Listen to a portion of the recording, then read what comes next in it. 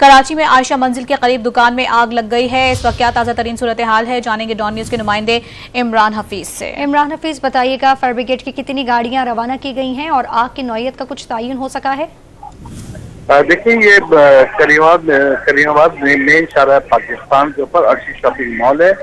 यहाँ पर एक दुकान में आग लगी है। इसके अंदर फोम का सामान मौजूद था। आग ने जो है फोम के बाद शिद्दत इख्तियार करी।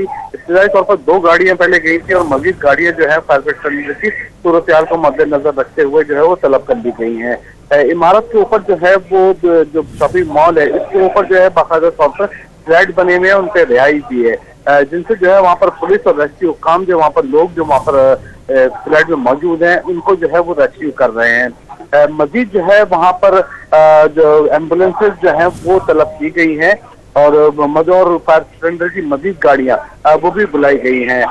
जो पुलिस के आला हुकाम और जो इंतजामिया के आला हुकाम है वो मौके पर पहुंच गए हैं और आग पर जो है काबू पाने के लिए मुख्तलिफ जो है वो इक़दाम कर रहे हैं। जी ठीक है।